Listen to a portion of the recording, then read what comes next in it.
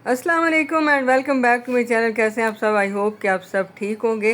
तो आज हमारे ब्लॉग का आगाज़ जो है बहुत ही मज़े का हो रहा है और इख्तिताम जो है बहुत ही अजीब से उस पर हुआ है, क्योंकि आज हमारा दिन जो है बहुत ही मुश्किल गुज़रा और वॉशिंग मशीन काफ़ी दिन से ख़राब पड़ी थी और बहुत उसको हमने आधी रात तक ठीक करने की कोशिश की। आगे जाके मैं उसके भी मनाज़िर आपको दिखाती हूँ। यहाँ सामने जो है ये कोल्ड ड्रिंक और बिस्किट सर्व कर रही थी, कुछ गेस्ट आए हुए थे। तो ये थी कल रात की वीडियो और ये भी रात के ही सीन्स हैं जो आप देख रहे हैं कि सारे घर में हमने खिलारे डाले हुए हैं। और ये हमारी मशीन काफ़ी दिन से ख़राब पड़ी थी, तकरीबन 10 दिन हो गए थे। और पिछली दफ़ा मैंने कपड़े धोए हैं तो तब भी ये सही तरह नहीं चल रही थी। ये इसका एरिया पूरा खुद खुल जाता था, मतलब मशीन चलाते थे तो ये वाला ये जो इसका खुला हुआ प्लास्टिक ये निकल के बाहर आ जाता था। तो फिर मेरे हस्बैंड अभी खोल के तो साफ़ कर रहे हैं और ये सारी साबुन की झाग और मैल कुचैल यहाँ इकट्ठी होती रही है और मशीन के हालात बहुत ही ख़राब हुए थे। मशीन ऊपर ऊपर से तो हम लोग साफ़ करते रहते थे, धोते रहते थे, लेकिन अंदर इसके साथ क्या चल रहा है और कितना गंदा है ये हमें नहीं पता था। ये जब इसको हमने खोला है तो पता चला है कि किस कदर इसमें कचरा और गंद था।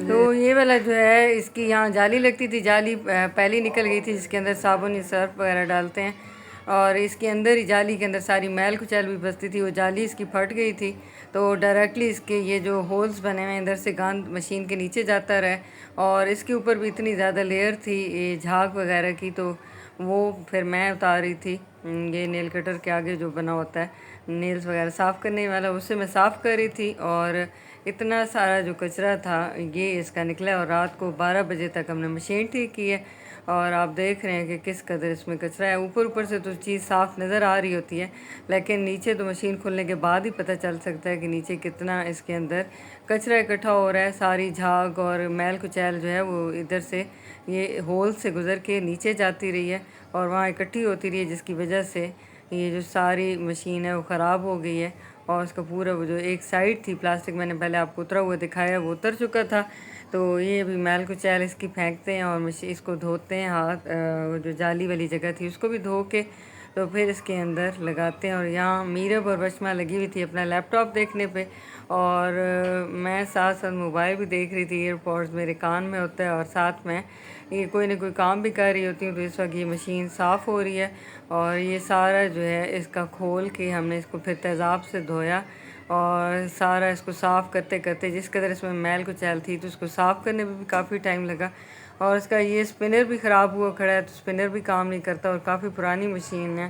तो अब ये मेरे ख्याल से जवाब देने वाली है, अल्लाह करे कि ठीक हो जाए और चल पड़े, वरना फिर न्यू लेनी पड़ेगी क्योंकि इसके हालात ख़राब लग रही हैं। और ये धोने के बाद की इसकी कंडीशन थी, इतना ये सारी मेहनत के बाद भी ये इसमें थोड़ी बहुत जो है ये रह गई थी मैल कुचैल, बाकी ज़्यादा साफ़ हो चुकी हुई थी। और ये कपड़ों का ढेर भी लगा पड़ा है, तकरीबन हफ़्ता हो गया कपड़े नहीं धुले तो काफ़ी सारे इकट्ठे हुए पड़े हैं, क्योंकि डेली के 4-5 जोड़े 6 जोड़े उतरते हैं, मतलब सबका एक एक जोड़ा उतरता है तो 6 जोड़े डेली के बनते हैं। और फिर आप अंदाज़ा कर लें हफ्ते बाद कितने जोड़े बनते हैं।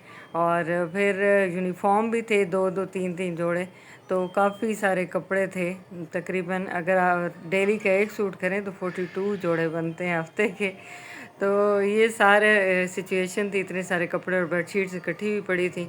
यहाँ हमारी मशीन जो है सेट हो चुकी है और आप देखिए कितनी नीट एंड क्लीन लग रही है। पहले भी ऊपर से तो ऐसे ही थी, लेकिन वो सारी मैल कुचैल इनके नीचे थी। तो ये अब सेट हो चुकी है। अभी हम इसको कपड़े धोएंगे। जब ये 9:30 बजे का टाइम था, मैंने पानी वानी डाला मशीन में और साथ ही सारे काम चल रहे थे। इधर रबिया जो है वो कमरा सेट कर रही थी, बशमा अपनी ड्राइंग बना रही थी और मैंने फिर मशीन लगाई। मैंने कहा मशीन में पानी डाल दूँ और साथ साथ मैं कपड़े भी धोती रहूँ और घर के बाकी काम भी करती रहूँ। तो मैं किचन भी साथ साफ़ कर रही थी, बर्तन भी धो रही थी और साथ कपड़े भी धुल रहे थे। तो हुआ क्या कि पहला चक्कर मैंने जैसे ही डाला तो पानी पहले चक्कर में जैसे ही मैंने भरा तो वो तो ओवरफ्लो होने लग गया। ओवरफ्लो क्या होने लग गया, उसका जो बटन था जहाँ नॉर्मल होती है, नॉर्मल पे चलती है मशीन, वो ड्रेन पे हुई थी और उसका ड्रेन वाला बटन वो जो है वो काम ही नहीं कर रहा था कि मैं उसको नॉर्मल पे करती। तो वो ड्रेन पे ही एक्टिव हुई खड़ी थी मशीन और उसका सारा पानी निकलता जा रहा था। उधर से मैं मशीन में भरती जा रही थी, उधर से निकलता जा रहा था। तो वो फिर मैंने उसका पाइप ऊपर लटका के फिर मैंने कहा चले पानी भरते हैं। तो उसका पाइप भी लीक था, पाइप लीक होने लग गया, सारा उसका पानी जो है वो फर्श पे फैलने लग गया। तो फिर मैंने उसके पाइप पे सारा लपेटा, शॉपर और कपड़ा और वो सारा कुछ करके। यहाँ किचन में मैं दिखा रही थी, मज़ीद पानी गर्म हो रहा है मशीन में डालने के लिए, और बर्तन भी मेरे अभी थोड़े से ये धोने वाले पड़े हैं, ये भी साथ धोएंगे। किचन भी साफ़ करना है और साथ में ये कपड़े धोने हैं। तो पहले मेरे मशीन मशीन ही दिमाग पे सवार हुई, फ्रिज साफ़ करी थी मेरे। और यहाँ ये इसमें पानी अभी मैं डालने लगी थी और पानी जैसे ही मैंने इसमें डाला तो सारा लीक हो के फ़र्श पे फैलने लग गया। खैर जी, औखा सौखा हो के मैंने उसका पाइप ठीक किया, जो जहाँ से लीक था उसको मैंने बंद किया। और उसके बाद जब मैंने पानी भरा तो वो आधा पानी उसमें चला गया स्पिनर में और आधा पानी उसमें रह गया मशीन में, मशीन का जो टब सा था। फिर उसमें मैंने कहा चलें कपड़े तो धोते हैं ना, अभी औखे सौखे कपड़े तो आज धोने, क्योंकि काफ़ी दिन से इकट्ठे हुए पड़े थे और हाथों से धोने वाले हालात थे नहीं, क्योंकि बहुत ज़्यादा थे कपड़े। तो मैंने कहा चलें अल्लाह का नाम लेके शुरू करते हैं और धोना शुरू करते हैं। फिर मैंने मशीन में सर्फ़ वगैरह डाली और कपड़े धोने जैसे ही शुरू किए, एक चक्कर धो लिया, यूनिफॉर्म सारे धुल गए। और दूसरे चक्कर पे मैंने जैसे कपड़े डाले तो वो सारी मशीन जो है खुल गई और उसका कड़क कड़क शुरू हो गया। वो जिसका पहले खुला हुआ हिस्सा था वो दोबारा से खुल गया। तो फिर मैंने सारे कपड़े हाथ से धोए, जितने भी मशीन में कपड़े थे और मैले सारे, एक हफ़्ते के कपड़े मैंने हाथ से धोए। यहाँ आप देख रहे हैं मैं कपड़े धो रही थी और उसके बाद मेरी हालत बहुत ख़राब हो गई। और फिर मैंने मशीन को धो के और उसको साइड पे कर दिया। और आज जैसे पुराने वक्तों में हमारी माएँ होती थीं और हमारी नानियाँ दादियाँ, वो नहर पे कपड़े धोने जाती थीं और कपड़े और साबुन घर से लेके जाती थी और फिर नहर पे बैठ के कपड़े धोती थी। आज कोई वही वाली सिचुएशन बनी मेरे साथ और फिर मैंने इतने ढेर सारे कपड़े जो हैं हाथों से धोए। खैर अगर इस तरह हाथों से भी धोएं, डेली के डेली धुलते रहें तो उतने ज़्यादा इकट्ठे नहीं होते, लेकिन पूरे हफ्ते के कपड़े थे, सिर्फ यूनिफॉर्म ही मशीन में धुले, बाकी कपड़े सारे मैंने हाथों से। वो धोने के बाद फिर मेरे बाजू बिल्कुल जवाब दे गए और राइट साइड वाला बाजू मेरा बिल्कुल हिल ही नहीं रहा था। उस वक्त से ही मुझे थोड़ा थोड़ा दर्द हो रहा था, लेकिन मैंने कहा चले हिम्मत नहीं हारते और खाना भी बना लेती हूँ। अगर एक दफ़ा बैठ गई या लेट गई तो फिर मुझसे काम नहीं होना। तो फिर मैंने कहा चलें अभी सालन रोटी बनाने की हिम्मत नहीं है, क्योंकि आटा भी गूंदने वाला था और सामिया पढ़ रही थी, उसने मैथ की तैयारी करनी थी। तो मैंने कहा उसको नहीं डिस्टर्ब करते, बल्कि मैं खुद ही आज फिर चावल ही बना लेती हूँ, वो जल्दी बन जाएंगे और एक ही चीज़ बनानी होगी। तो फिर मैंने वो चावल ही बना लिए और साथ अब बैठ के, मैं थकी बहुत बैठी थी, लेकिन मैंने कहा चलें ये जल्दी जल्दी कर लेते हैं। यहाँ बैठ के मैं सारी सब्ज़ियाँ कट कर रही थी। मैंने कहा एक दफ़ा सब्ज़ियाँ कट हो जाएंगी तो फिर 5-10 मिनट का काम होगा, जल्दी से चावल बन जाएंगे। और यहाँ बैठ के सारी सब्ज़ियाँ मैं छील रही थी और फिर मैंने चावल बनाए। चावल भी बहुत मज़े के बने थे और लेकिन थकावट जो है बहुत ज़्यादा हो गई थी। चावल मैंने बना लिए औखे सौखे और चावल अभी दम पे थे। फिर मैंने सामी को कहा, मैंने कहा चलो आपने खाना खाने के लिए उठना ही है, तो मैंने सैलड बना दिया, आप थोड़ा सा ना उसकी चटनी बना दो, धनिया पुदीना और साथ दही। ऐसे खाली दही इस सामी को खुद को भी पसंद नहीं है, तो मैंने कहा चलो थोड़ा सा इस तरह करके चटनी की तरह बना दो। और मैंने सैलड अलहदा से बना के रख दिया, बस अब सिर्फ खाना लगाना है। आप खाना लगा भी दो और साथ में वो चटनी भी बना दो। तो यहाँ ये सामिया लगी हुई थी, फिर उसने कहा ठीक है मैं बनाती हूँ सैलड, सॉरी रायता। तो उसके रायता बनाने तक मैंने कहा चलें जो वीडियो बनी पड़ी है उसकी मैं एडिटिंग कर लेती हूँ। और वीडियो की एडिटिंग करते करते मैं जहाँ लेटी पड़ी थी वहीं सो गई और मोबाइल उधर ही पास पड़ा रह गया।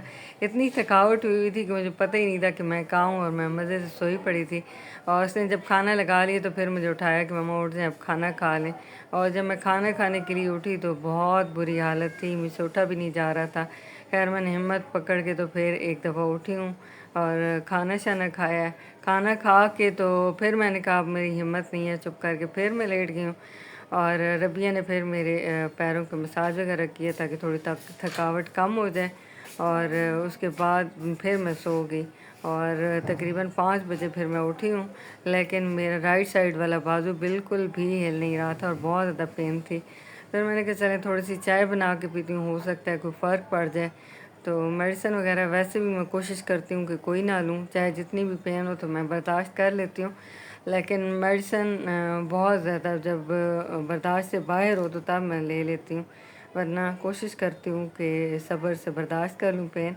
तो फिर मैंने यहाँ चाय शाय बना के चाय पी, तो उसके बाद फिर थोड़ी देर रिलैक्स होकर बैठी, अम्मी से बात की, तो फिर थोड़ी सी तबीयत बेहतर हो गई। मैंने कहा अब तो शाम हो गई है, फिर शाम के टाइम बैठ के मैंने फिर वॉइस ओवर किया।